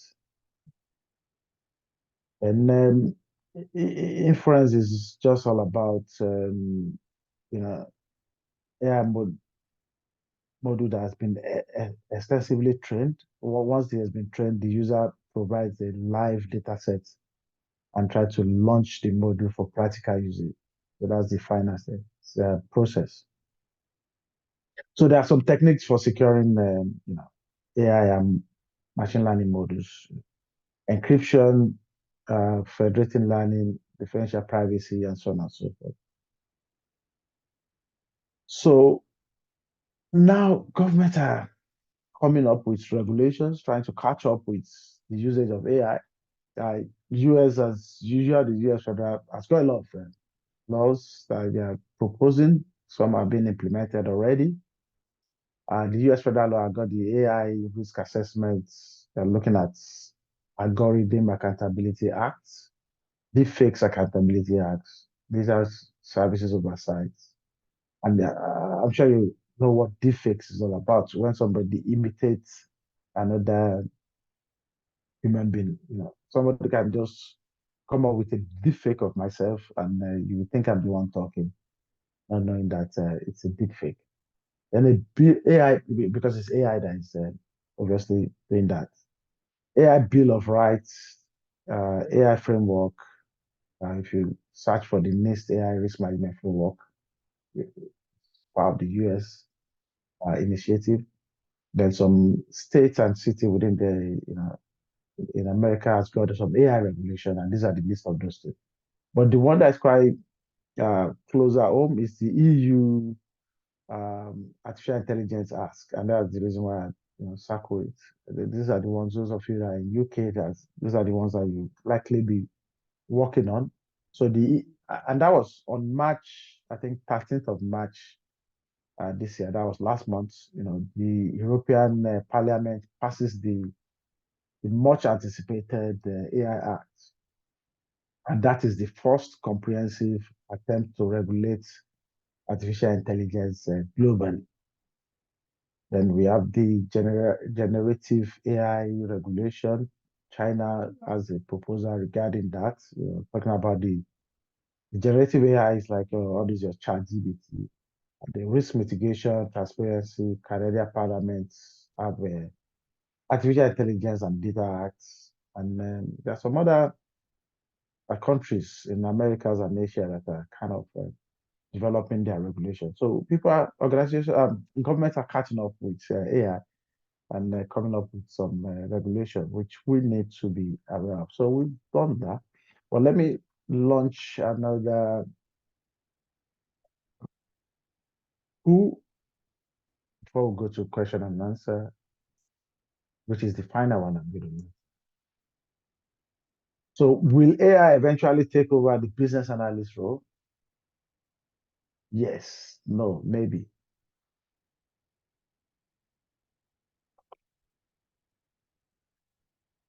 So I can just tell put in all the data and ask the system to perform the business analysis, whatever, role, generate the process flow, do, and then get it. Or no, that's not possible. Or maybe we don't know yet.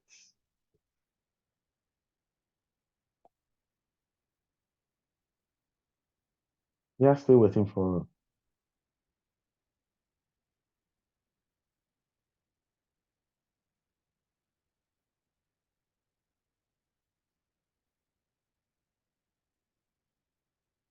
Yeah, someone put in a question. Okay, yes. Yeah. Waiting for others. If you're not sure, you can just say maybe. Or if you are definitely sure, you can say yes. If you know it's not going to take over your job, you say no.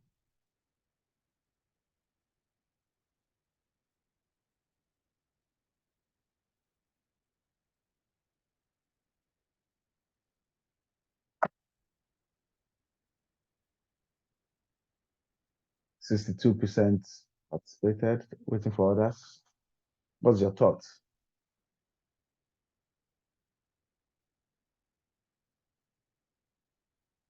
Is it going to take over the BA role?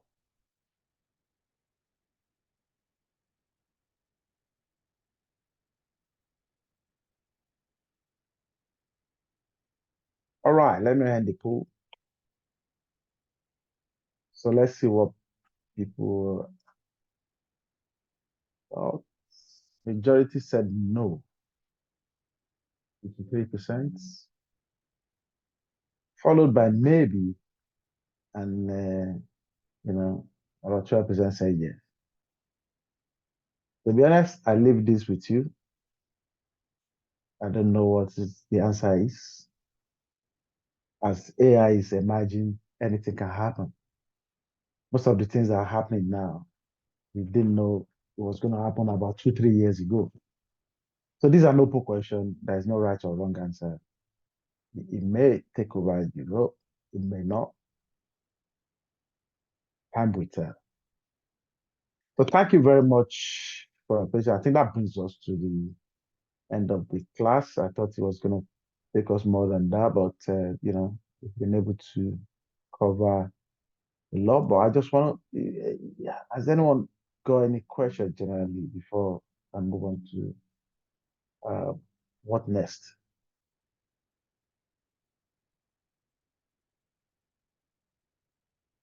Any question? You can signify by raising up your hand. Okay, yeah, someone is there. Alima, feel free to ask a question.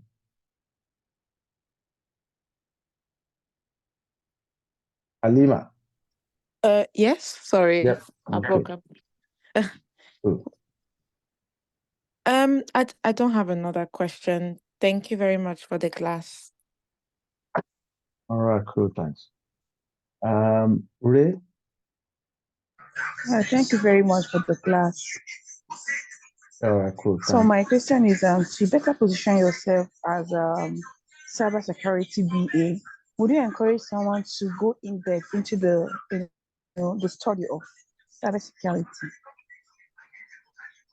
Yes, but in depth, not too in depth, and that's what so we are going to have a more comprehensive class. This is a free class, but there's going to be a paid one, which my colleague is going to talk about later. And that is obviously going to position you more in the area of cybersecurity business analyst. So someone asks, could you please provide with a copy of this recording? Sure, that will be provided by the time we publish it on YouTube. I will send you a copy. And also expect kind of we're going to send you like a feedback form.